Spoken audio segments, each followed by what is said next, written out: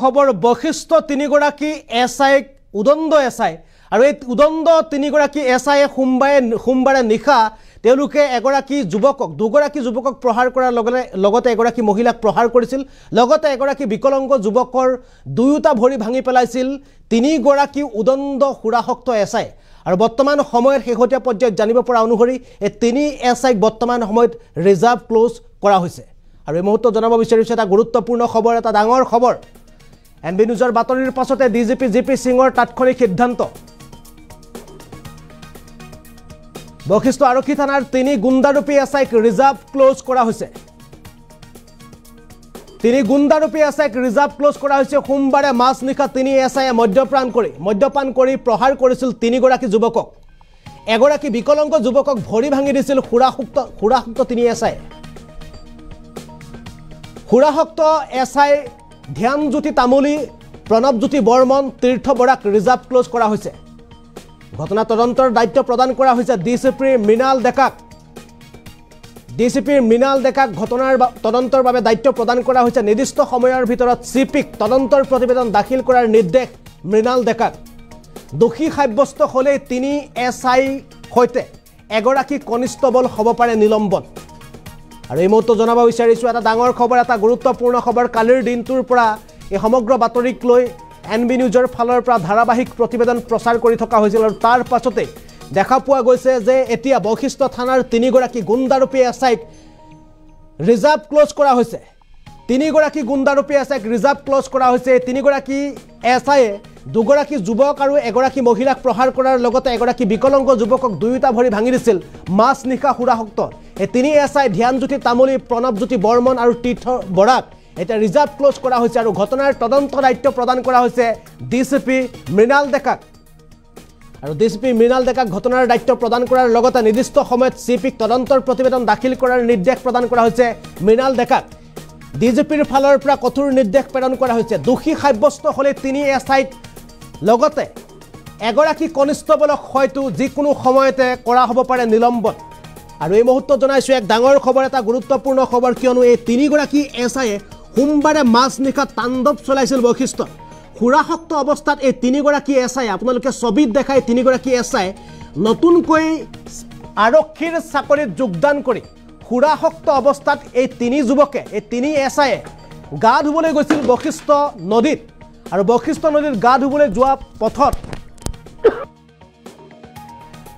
আৰ্মিৰ বাহন চলোৱা এগৰাকী যুৱকক মাজনিশা তেওঁলোকে জবাবদিহি কৰি সেই যুৱকগৰাকীৰ সৈতে মাৰপিটত লিপ্ত হয় আৰু যুৱকগৰাকীক তিনি এছআইয়ে প্ৰহাৰ কৰাৰ লগতে যুৱকগৰাকী বা কাজিয়া ভাঙিবলৈ অহা যুৱকগৰাকীৰ মাহীয়েক আৰু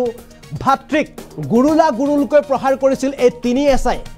সম্পূৰ্ণ চিভিল ড্ৰেছত থকা এই তিনি এছআইয়ে লগতে সেই দৃশ্য চাই থকা সেই সময়ত ঘটনাস্থলীত উপস্থিত থকা এগৰাকী বিকলাংগ যুৱকক মৰিয়াই দুয়োটা ভৰি ভাঙি পেলাইছিলে তিনি এছআই আৰু এই উদণ্ড গুণ্ডাৰূপীয়ে তিনি এছআইক এতিয়া ৰিজাৰ্ভ ক্লোজ কৰা হৈছে আৰু ৰিজাৰ্ভ ক্লোজ কৰাৰ লগতে অতি ক্ষিপ্ৰতাৰে তদন্তৰ নিৰ্দেশ প্ৰেৰণ কৰা হৈছে চিপিক প্ৰতিবেদন দাখিল কৰাৰ নিৰ্দেশ প্ৰদান কৰিছে ডিচিপি মৃণাল ডেকাক আৰু মৃণাল ডেকাক নিৰ্দেশ প্ৰেৰণ কৰিছে আৰু দোষী সাব্যস্ত হ'লে তিনি এছআই সৈতে এগৰাকী কনিষ্টবল হ'ব পাৰে নিলম্বন ইফালে ভুক্তভোগী পৰিয়ালৰ পৰা এই সময়ত মন্তব্য আহি পৰিছে আমি মন্তব্য দেখুৱাবলৈ চেষ্টা কৰিম ভুক্তভোগী পৰিয়ালৰ পৰা দাবী উত্থাপন কৰিছে এই তিনি এছআইক কেৱল ৰিজাৰ্ভ ক্লোজ নহয় এই তিনি এছআইক ভুক্তভোগী পৰিয়ালৰ ফালৰ পৰা দাবী কৰিছে যে তেওঁলোকক ডিমোশ্যন দিবৰ কাৰণে দাবী উত্থাপন কৰিছে তেওঁলোকক পুলিচৰ আৰক্ষীৰ একেবাৰে নিম্ন পৰ্যায়ৰ যি কৰ্ম আছে নিম্ন পৰ্যায়ৰ কৰ্ম তেওঁলোকক দায়িত্ব প্ৰদান কৰিবৰ কাৰণে তেওঁলোকৰ ফালৰ পৰা দাবী উত্থাপন কৰিছে নহলে এই তিনি এছআইক নিলম্বনৰ দাবী উত্থাপন কৰিছে তেওঁলোকে কেৱল এই তিনি এছআইক ৰিজাৰ্ভ ক্লোজৰ পিছত শাস্তিৰ নামত কেৱল এটা ঠাইৰ পৰা অন্য ঠাইলৈ ট্ৰান্সফাৰ বা বদলীকৰণৰ তেওঁলোকে বিচৰা নাই এই তিনি এছআইক নিলম্বন নতুবা ডিমোশ্যন দিবৰ কাৰণে দাবী উত্থাপন কৰিছে পৰিয়ালৰ ফালৰ পৰা আমি পুনে এবাৰ পৰিয়ালৰ মন্তব্য আপোনালোকক দেখুৱাবলৈ চেষ্টা কৰিম প্ৰথম কথা হ'ল যে যোৱাকালি যিটো ঘটনা ঘটিল ৰাতিপুৱা 8টামান বজাত মানে এইটো কথাটো প্ৰথম কথা আমি গৰিহণা দিছোঁ, ধিক্কাৰ দিছোঁ যে পুলিচৰ মানুহে এই গুণ্ডাগিৰি কৰাটো আচলতে কোনো এটা মানে গ্ৰহণযোগ্য কথা নহয়। যে তিনিগৰাকী সফল ডেকা, তিনিগৰাকী জ্ঞানী গুণী ডেকা পুলিচ অফিচাৰে ৰাতি যদি মদ্যপান কৰি আহি বশিষ্ঠ মন্দিৰ হেন পবিত্ৰ স্থানত তেওঁলোকে জলকেলি খেলি ৰাতি ডিউটি কৰি অহা এজন ব্যক্তিক তেওঁলোকে মাৰধৰ কৰি এজন পাগল ব্যক্তিক তেওঁলোকে দুখনকৈ ভৰি ভাঙি দিয়াটো এইটো গ্ৰহণযোগ্য কথা নহয়। আমি ধিক্কাৰ জনাইছোঁ আৰু DGP মহোদয়লৈ আমি আহ্বান জনাইছোঁ যে তেখেতে অলৰেডি এটা টুইট কৰিছে যে এটা তদন্ত ঘোষণা কৰিছে, মৃণাল ডেকা ছাৰলৈকে এটা তদন্ত দিছে আৰু OC ছাৰেও নিজাভাৱে কেছটো লৈ আছে, চাই আছে, গোটেই তদন্তবিলাক সুস্থভাৱে চলি আছে। আমি আশা কৰিম যে যাতে এওঁলোকে আৰু ভৱিষ্যতে এইবোৰ কাম কৰিব নোৱাৰে। অকল তেওঁলোকক বদলীকৰণে নহয়, তেওঁলোকক পাৰিলে যদি বিভাগীয় কৰ্তৃপক্ষে পাৰে যাতে এওঁলোকক মই ভাবোঁ যে ক'ৰবাত ৰিজাৰ্ভ হিচাপে ৰাখি দিয়ক, নহ'লে বেটেলিয়ন দি দিয়ক। সিহঁতে ৰিজাৰ্ভ প্লাছত থাকিলে আচলতে আমি গোটেইখিনি সমাধান হৈ যোৱা বুলি নাভাবোঁ বোলো। কিয় আজি যাতে সিহঁতে মাইকী মানুহকে সিহঁতে চিনি নাপায়, আকৌ আন থানাত যদি সিহঁতক বদলি কৰি কিনে দিয়ে তেতিয়াহ'লে সিহঁতে তাতেও তেনেকুৱাই কৰিব, যাতে মাইকী মতা কোনো কাকো চিনি নাপায় সিহঁতে। যাতে পুলিচে যদি ধৰক সুৰক্ষাৰ কাৰণে অসমত আমাক পুলিচ দিছে, যাতে সিহঁতে পুলিচ হৈ কিনে যদি মাইকী মতা চিনি নাপায় তেতিয়াহ'লে সিহঁতৰ নিচিনা পুলিচ থাকাত কৰি কিনে নাথাকা বহুতে ভাল পাওঁ মই। ৰিজাৰ্ভ প্লাছ কৰক, কিন্তু সেই পদত যাতে সিহঁতক নাৰাখে। প্ৰাইভেট আহে নেকি নাজানো, আৰু আনত এই মানে অলপ আগতে কৈ গৈছে যে মানে সিহঁতে আহে,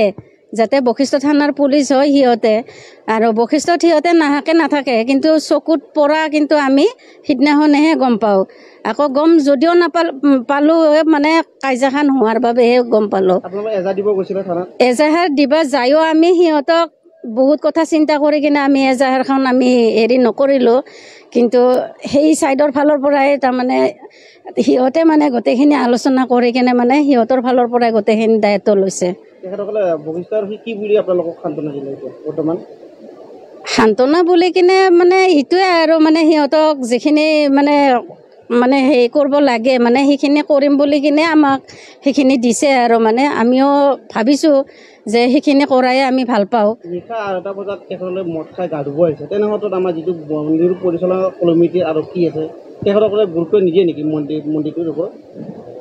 গুৰুত্ব মানে ধৰক 2:30 বজাত মানে যিখিনি সময়ত আহিছে, আকৌ সিহঁতে পুলিচ থানাৰ আগতে গাড়ী ৰখাই কিনে আমাৰ মন্দিৰৰ পিছফালে গা ধুব আহিছে সিহঁতে।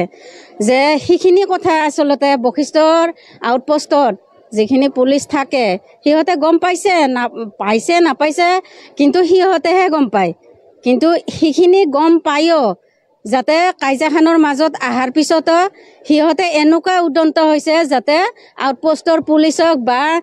নাইট ডিউটিৰ পুলিচকো তাতে তাৰমানে চিনি নোপোৱা হৈ গৈছে। চাৰ্টৰ কালাৰত মানে খামচা মাৰি কিনে ধৰিছে সিহঁতে। সিহঁতক কি পুলিচ বুলি কিনে ভাবিব? যদি সিহঁতে ডিউটিত নাই বাৰু হয়, কিন্তু সিহঁতে ক'ৰবাত চিনাকি দিব লগা হ'লে নহয় কাৰ্ডখন দেখাই দিব যে মই পুলিচ হয়, কিন্তু সেইখিনি সময়তো সেইখিনি কথাখিনি মনত ৰাখি কিনে কামটো কৰিব লাগিছিলে সিহঁতে।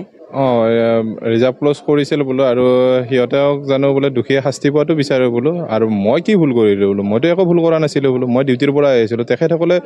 2:40 বোলো কি কৰি আহিছিলে বোলো ইয়াতে? সিহঁতে আৰু গেঞ্জি পিন্ধি হাফ পেণ্ট পিন্ধি কেনে ইয়াতে গা ধুই আহিছিলে বোলো। মই কোৱাৰ পিছত আৰু মোকে সিহঁতে ধমকি দিছে বোলো, মাৰি পুতি থৈ দিম, অমুক কৰিম তমুক কৰিম, সেনেকৈ লাগিছে বোলো। তাৰপিছত ভাইটি আহিলে, ভাইটিকো উঠাই লৈ গ'ল, উঠাই লৈ যায় ভাইটিকো মাৰিলে। ওপৰত থানাত আচলতে থানাৰ ভিতৰতো মাৰিব নোৱাৰে বোলো, চুৰ ডকাইতো কৰা নাছিলে সি বোলো, আৰু ভুলতো সি কৰা নাছিলে, কি ভুল কৰিলে বোলো? কথাখিনি সোধোতে যদি সিহঁতে ওপৰত লৈ যায় কেনে মাৰপিট কৰিছে বোলো।